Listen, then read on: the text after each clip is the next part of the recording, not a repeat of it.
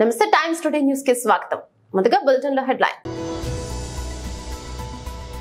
విశాఖ పారిశ్రామిక కాలుష్యంపై అసెంబ్లీలో మాట్లాడిన గౌరవ ఉప ముఖ్యమంత్రి శ్రీ పవన్ కళ్యాణ్.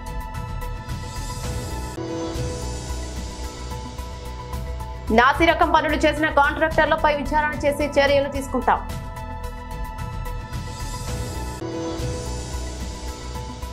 మూడవ తెలంగాణ శాసనసభ ప్రసారం తెలంగాణ అసెంబ్లీ సమావేశం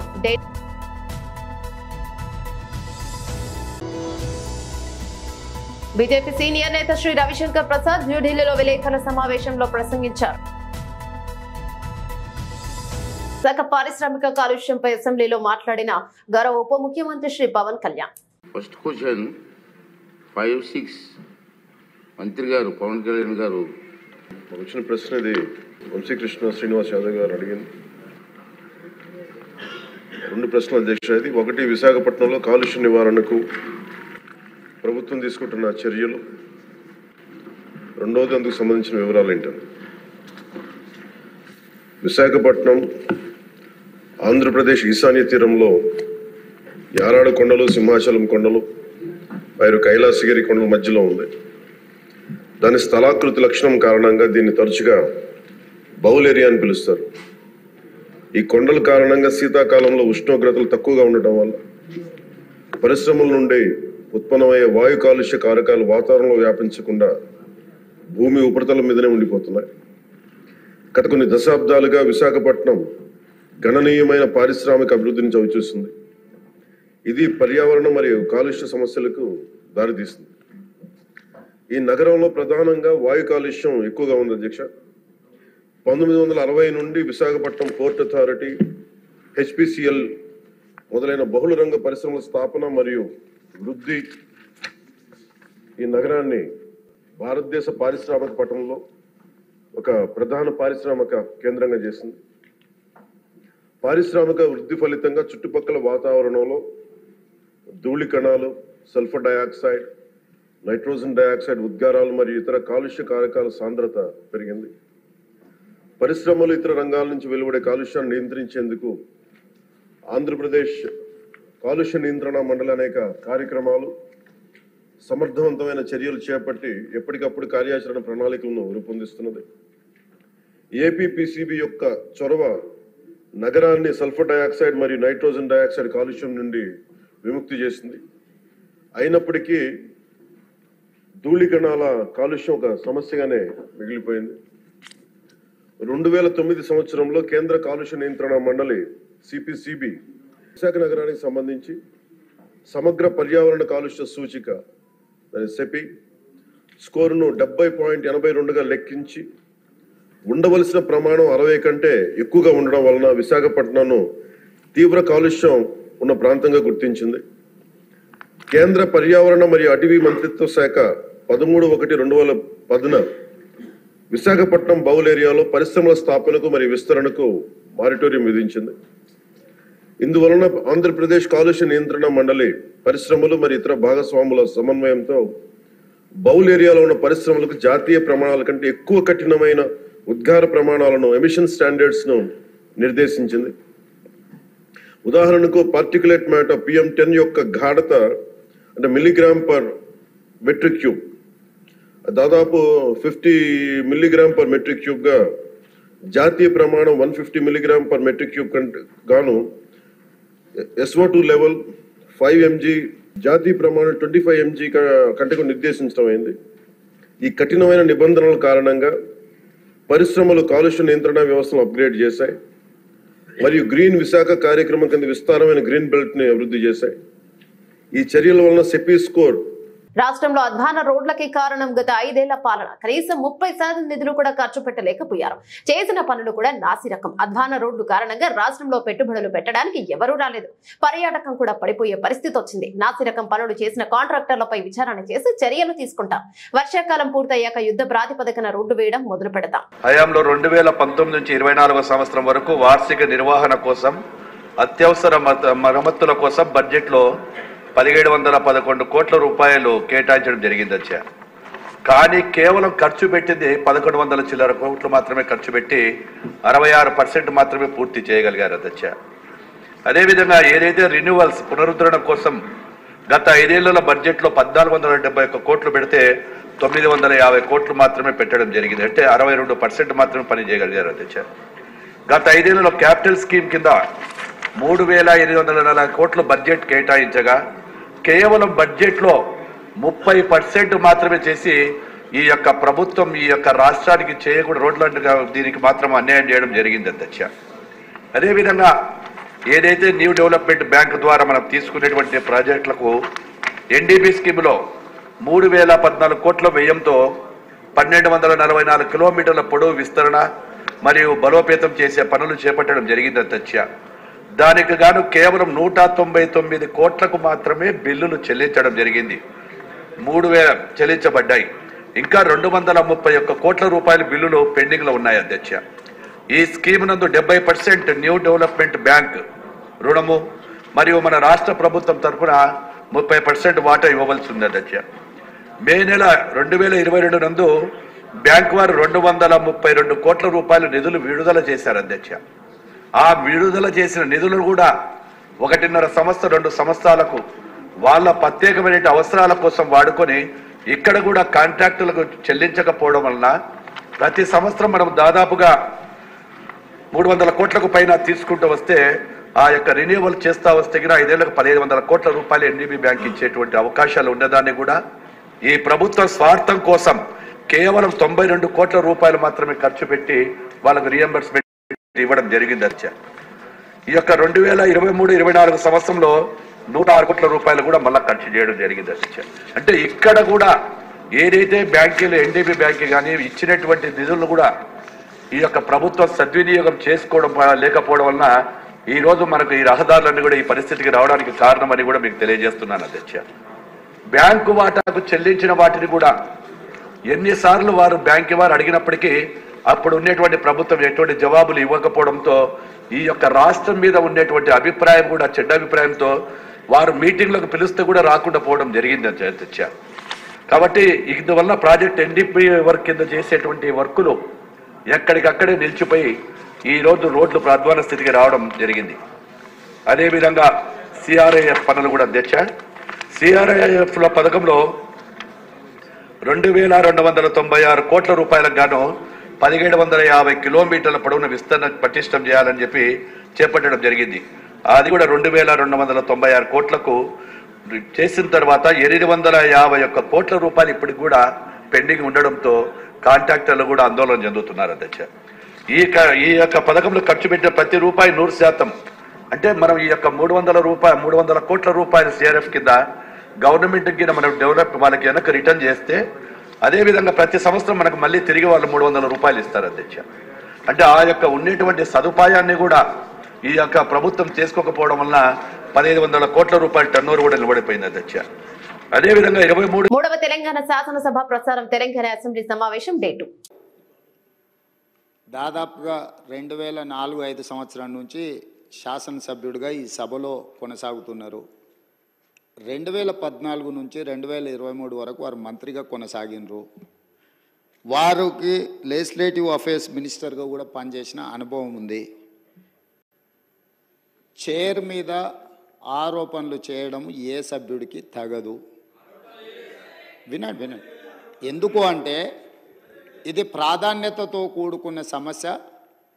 కార్మికుల పక్షాన కార్మికులు కష్టాలలో ఉన్నప్పుడు 50 రోజులు దీక్ష చేసినప్పుడు 50 మంది చనిపోయినప్పుడు ఖమ్మం జిల్లాకు సంబంధించిన డ్రైవర్ శ్రీనివాసరెడ్డి గారు తన పిల్లలు పెద్ద ఉద్యోగాలలో ఆర్థికంగా బలంగా ఉన్న ఆనాటి ప్రభుత్వం యొక్క వివక్ష 50,000 కార్మికుల పట్ల చూపిస్తున్న విధానాన్ని వ్యతిరేకిస్తూ ఆత్మ బలిదానం చేసుకున్నప్పుడు ఆ కుటుంబాలకు వాళ్ళందరూ అండగా నిలబడ్డారు. అట్లాంటి కార్మికుల తరఫున కొట్లాడే కమ్యూనిస్టు పార్టీ ఈ సభలో వాళ్ళ తరఫున మాట్లాడడానికి అడిగితే మీరు వాళ్ళకు అవకాశం ఇచ్చిండ్రు. ఎందుకు? కార్మికులు ప్రాధాన్యత, కార్మికుల తరఫున కొట్లాడే వాళ్లకు ప్రాధాన్యత ఇవ్వాలి. ఈ ప్రభుత్వానికి ఏదైనా వాళ్ళ సూచనలు ఉపయోగపడితే ఆ సమస్యల్ని పరిష్కరించాలి అనే ఉద్దేశంతో మీరు సాంబశివరావు గారికి అవకాశం ఇచ్చిండ్రు. మీరు ప్రశ్న అడగకపోయినా అతనికి ఎట్లా అవకాశం ఇస్తారని వారు మాట్లాడిండ్రు కదా అధ్యక్ష. అది ఏ చట్టానికి దేనికి అసలు వారు మాట్లాడుతున్నది పూర్తిగా విరుద్ధం. ఒక్కసారి ఒక ప్రశ్న ఈ సభలో ఆమోదం పొందింది అంటే ఈ సభ యొక్క ఆస్తి. సభ ప్రశ్న అడిగిన వాళ్ళకే అవకాశం ఇవ్వాలి, మిగతా వాళ్ళకి అవకాశం ఇవ్వద్దని ఏ చట్టంలో లేదు. ఒక్కసారి ప్రశ్న ఈ ఈ ఈ ఈ ప్రశ్న ఈ ప్రశ్నావళి 10 ప్రశ్నలు ఉన్నాయి కదా అధ్యక్ష. ఇప్పుడు ఇందులో ఉన్న ఈ ప్రశ్నావళి ఈరోజు ఆమోదం పొందిన ఈ 10 ప్రశ్నలు ఉన్నాయి కదా. 10 ప్రశ్నలు క్వశ్చన్ అవర్, 1 గంటలో ఈ 10 ప్రశ్నలకు చర్చ జరిగి దీని మీద సమాధానాలు చెప్పడానికి కోసమే 10 ప్రశ్నలు పెట్టింది. అంటే ప్రతి ప్రశ్నకు 6 నిమిషాలల్లో మనం చర్చ ముగించుకోవాలి. అట్లా 60 నిమిషాలల్లో వీటన్నిటికీ ప్రభుత్వం వైపు నుంచి సమాధానాలు రాబట్టుకోవడానికి ప్రయత్నం చేయాలి. కొన్నిసార్లు ప్రశ్న యొక్క ప్రాధాన్యతను బట్టి తమరు అనుమతిస్తే ఆ చర్చ ఒక్కోసారి కొంత ఎక్కువసేపు కూడా జరగడానికి అవకాశం ఉంటుంది. ఎప్పుడైతే ఈ ఈ ఈ క్వశ్చన్స్ సభకు అడ్మిట్ అయి హౌస్లోకి వస్తాయో ఇది హౌస్ ప్రాపర్టీ అవుద్ది, ప్రశ్న అడిగిన వాళ్ళ ప్రాపర్టీ కాదు అధ్యక్ష. దయచేసి వారు 20 సంవత్సరాలు ప్రజాప్రతినిధిగా పనిచేసినని పదే జబ్బలు జరుచుకుంటారు కదా. కనీసం లెజిస్లేటివ్ అఫేర్స్ మినిస్టర్గా పనిచేసిన హరీష్ రావు గారికి ఒక్కసారి ప్రశ్న సభలోకి వచ్చిందంటే సభ్యుల యొక్క. బీజేపీ సీనియర్ నేత శ్రీ రవిశంకర్ ప్రసాద్ న్యూఢిల్లీలో విలేకరుల సమావేశంలో ప్రసంగించారు. कल सुप्रीम कोर्ट का एक बहुत ही महत्वपूर्ण फैसला नीट की परीक्षा के बारे में हुआ है, जिसको लेकर के विपक्षी लोगों ने देश में हंगामा मचा रखा था. आज पार्टी की ओर से देश के सामने कुछ सच्चाई को रखना है और विपक्ष से कुछ सवाल भी पूछने हैं. सुप्रीम कोर्ट ने कल कहा, मैं पढ़ रहा हूं, at the present stage there is absence of material on record sufficient to lead to the conclusion that results of the examination stands vitiated or there was a systematic breach in the sanctity of the examination. इसका क्या मतलब हुआ? Supreme court ने साफ साफ कहा कि कोई सिस्टमैटिक लीक नहीं था और एग्जामिनेशन की सैंक्टिटी, एग्जामिनेशन की ईमानदारी, एग्जामिनेशन का जो पूरी पवित्रता होती है वो डिस्टर्ब नहीं हुई थी. और ये सुप्रीम कोर्ट ने सारे मामले के 4 दिन तक सुनवाई के बाद कहा. देश के सामने कुछ तथ्यों को रखना जरूरी है. लगभग 23.5 लाख बच्चों ने नीट की परीक्षा में आवेदन दिया था और बैठे थे. 23.5 lakh students took part in the NEET examination of 2024. ये एग्जामिनेशन 571 सिटीज में 4750 सेंटर्स पे हुआ था. This examination was conducted in about 571 cities at 4750 centers. खुद सरकार की ओर से सीबीआई इंक्वायरी दे दी गई थी.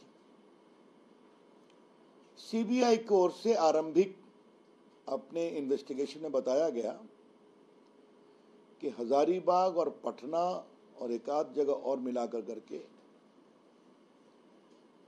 155 कैंडिडेट के बारे में शिकायत आई है और 155 उम्मीदवारों का कैंडिडेचर कैंसिल कर दिया गया है. और जो इन सभी 155 कैंडिडेट्स के मार्क्स की तुलना की गई तो सिर्फ एक को 570 मार्क्स आया था, जो रिस्पेक्टेबल मार्क है. सुप्रीम कोर्ट ने 22, 23 और 24 के एग्जामिनेशन के सारे रिजल्ट्स को एग्जामिन भी किया और ये पाया कि कोई इसमें एनोमली एक्स्ट्राऑर्डिनरी नहीं पाई गई. जो पहले के रिजल्ट होते थे उसी के अनुसार ये भी रिजल्ट है. तो सुप्रीम कोर्ट ने कहा कि अब कोई आवश्यकता नहीं है दोबारा परीक्षा कराने की, क्योंकि इसके कारण बहुत केओस होगा, बच्चों का सेशन गड़बड़ होगा। जिन्होंने ईमानदारी से परीक्षा दी है उनका भविष्य अंधकार में जाएगा। जो SC, ST, OBC के रिजर्वेशन के बच्चे हैं उनको परेशानी होगी। इसलिए कोर्ट ने कहा कि हम इस पूरे परीक्षा को कैंसिल नहीं करेंगे, और उन्होंने सरकार की बात को मान लिया और कहा कि आप काउंसलिंग करिए। I repeat, the Supreme Court found no material irregularity to. Telangana శాసనసభలో మాట్లాడుతున్న మాజీ మంత్రి ఎమ్మెల్యే శ్రీ హరీష్ రావు 8 నెలలు జరుగుతున్నా ఇంకా జాప్యం జరుగుతలేదు అని ఒక సమాధానం చెప్పారు. ఎప్పట్లోగా ఈ ప్రతిపాదనలు అమలు చేసి నియమిత రోజును ప్రకటించమవుతుందంటే ఇది పరిశీలనలో ఉంది అని గౌరవ మంత్రి గారు చెప్పారు. ఇది కాంగ్రెస్ పార్టీ మేనిఫెస్టో అధ్యక్ష. ఈ మేనిఫెస్టోలో page number 28 item number 14 TSRTC సిబ్బంది సంక్షేమం. ఆర్టీసీ కార్మికులను ప్రభుత్వ విలీన ప్రక్రియ పూర్తి చేసి 2 PRCల బకాయిలను వెంటనే చెల్లిస్తాం. వెంటనే అంటే 8 నెలలు సమయం సరిపోదా అధ్యక్ష? నంబర్ 1. నంబర్ 2, వచ్చే PRC పరిధిలోకి టీఎస్ఆర్టీసీ కార్మికులను చేరుస్తాం. నంబర్ 3, రాష్ట్ర ప్రభుత్వ ఉద్యోగులతో సమానంగా అన్ని వసతులు సదుపాయాలు కల్పిస్తాం. నంబర్ 4, ఆర్టీసీ బస్సులను ఆధునీకరించి విస్తరిస్తాం. అధునాతనమైన సౌకర్యాలతో కొత్త సర్వీసులను ప్రారంభిస్తాం. Number 6 and the last, RTC union పునరుద్ధరణకు అనుమతి ఇస్తాం. అయితే వారితో నా సూటి ప్రశ్నలు, నేను మంత్రి గారిని విషయాల్లోకి పోకుండా సూటిగా ప్రశ్నించదలుచుకున్నాను. మొదటి ప్రశ్న, గౌరవ మంత్రి గారు ఎప్పట్లోగా ఈ అపాయింటెడ్ డేట్ను ప్రకటిస్తారు? ఏ రోజు నుంచి ఆర్టీసీ ఉద్యోగులను ప్రభుత్వ ఉద్యోగులుగా గుర్తిస్తారు? పరిశీలనలో ఉంది, చూస్తాం చేస్తామని కాలయాపన చేయడం కాదు. ఒక ఖచ్చితమైన తేదీని ఈ సభ ద్వారా ఆర్టీసీ కార్మికులకు చెప్పాలని మీ ద్వారా గౌరవ మంత్రి గారిని కోరుతా ఉన్నా. క్వశ్చన్ నెంబర్ 2, యూనియన్ పునరుద్ధరణ చేస్తామని మీరు హామీ ఇచ్చారు. ఆ యూనియన్ పునరుద్ధరణ ఎప్పట్లోగా చేస్తారు? ఈ మధ్య మాకున్న సమాచారం ఏంటంటే ప్రభుత్వం నుంచి యూనియన్ పునరుద్ధరించేది లేదు అని మీరు ఉత్తర్వులు ఇచ్చినట్టుగా మా దృష్టికి వచ్చింది. మీరు ఉత్తర్వులు ఇచ్చారా లేదా? ఇవ్వకపోతే ఎప్పట్లోగా యూనియన్ పునరుద్ధరిస్తారు? క్వశ్చన్ నెంబర్ 3, ఆర్టీసీలో చనిపోయిన కార్మికులకు గతంలో మా బీఆర్ఎస్ ప్రభుత్వం ఉన్నప్పుడు చనిపోయిన పిల్లలకు వెంటనే పర్మనెంట్ ఉద్యోగం మేము ఇచ్చేవాళ్ళం. కానీ మీ ప్రభుత్వం వచ్చిన తర్వాత ఆ పర్మనెంట్ ఉద్యోగం అనే నిబంధన తీసేసి బ్రెడ్ విన్నర్ స్కీమ్ అనే స్కీమ్ పెట్టి కన్సాలిడేటెడ్ పే కేవలం 15,000 రూపాయల జీతం ఇచ్చి 3 ఏళ్లు మీరు 15,000 జీతానికి పనిచేస్తే అప్పుడు పర్మనెంట్ చేస్తామని చెప్పి ఇలా చనిపోయిన కార్మికులకు మీ ప్రభుత్వం. ఢిల్లీలో వైఎస్ఆర్సీపీ అధినేత YS Jaganmohan Reddy press meet. ఢిల్లీలో వైఎస్ఆర్సీపీ నిరసనలు, టీడీపీ దాడులు. Andhra Pradesh, you have a scenario where equitable justice is denied, where democracy stands limping. That is the plight.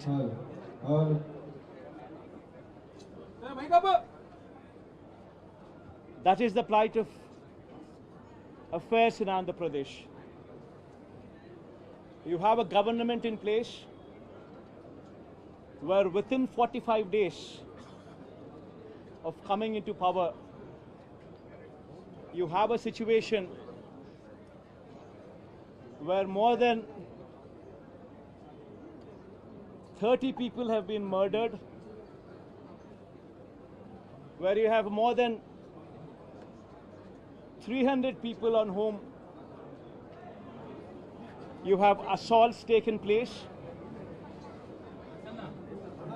which led to attempt of murder, where you have more than 560 properties, private properties vandalized, where you have more than 490 government properties also vandalized, where you also have more than 1,000 cases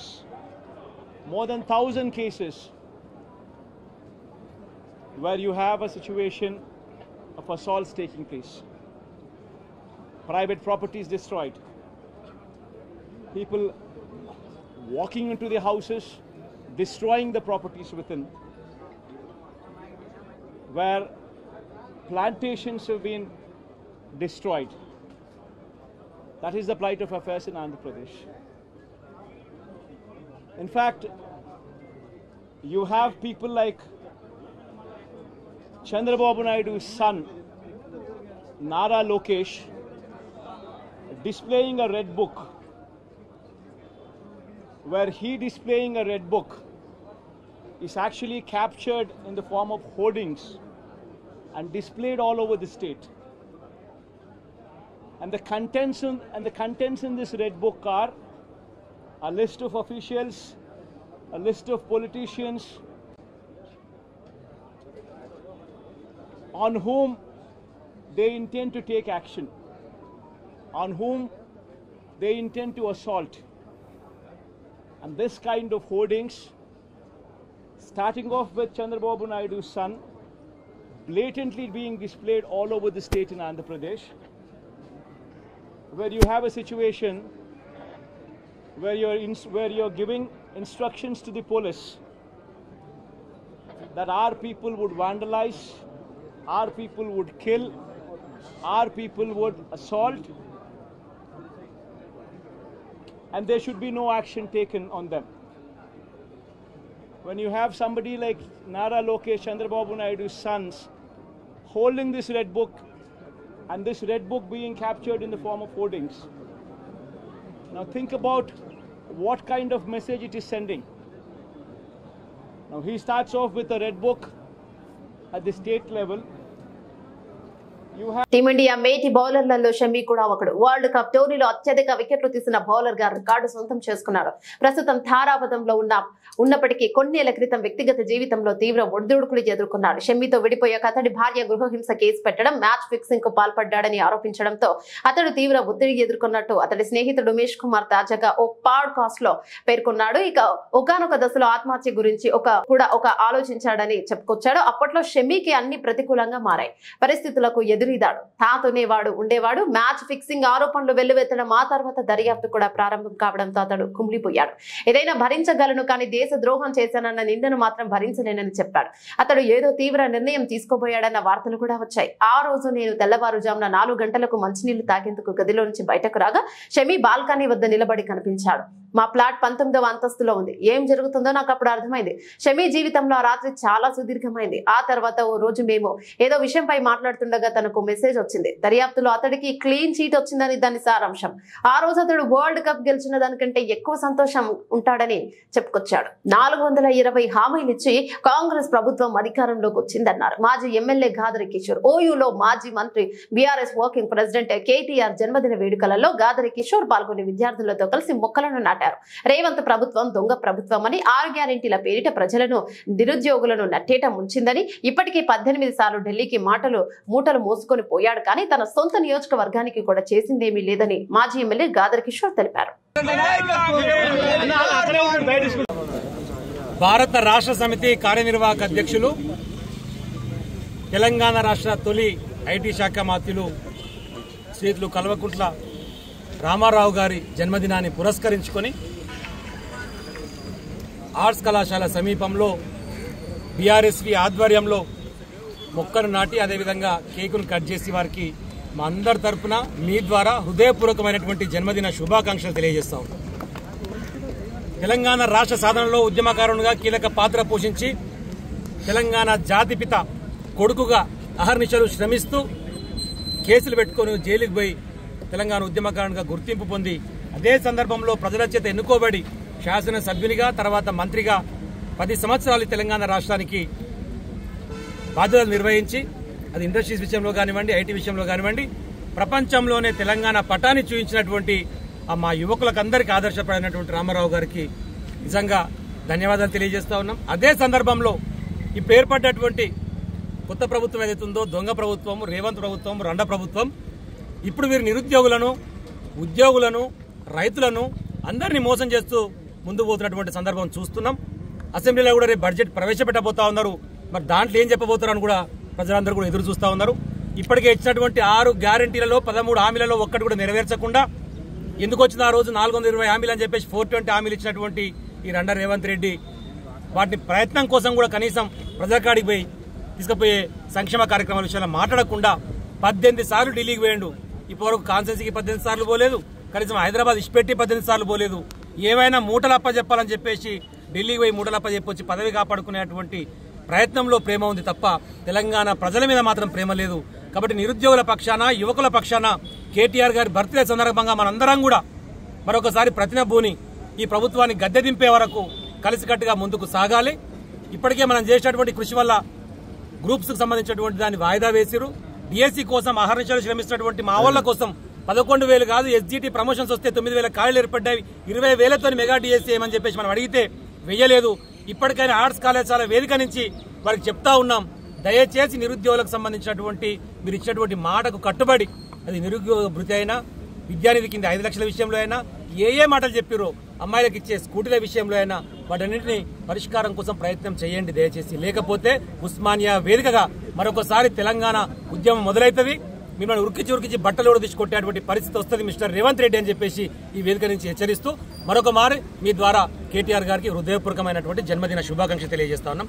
జై తెలంగాణ, జై KCR. Bulletin ముగించే ముందు headlines మరోసారి. విశాఖ పారిశ్రామిక కాలుష్యంపై అసెంబ్లీలో మాట్లాడిన గౌరవ ఉప ముఖ్యమంత్రి శ్రీ పవన్ కళ్యాణ్.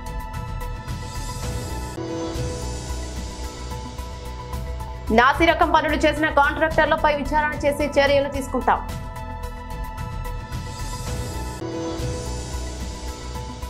మూడవ తెలంగాణ శాసనసభ ప్రసారం తెలంగాణ అసెంబ్లీ సమావేశం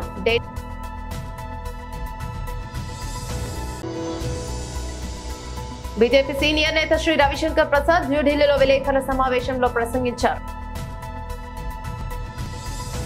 ఇవి బులెటిన్ అప్డేట్స్. మరో బులెటిన్ లో మళ్ళీ కలుద్దాం. అందరికి సెలవు, నమస్తే.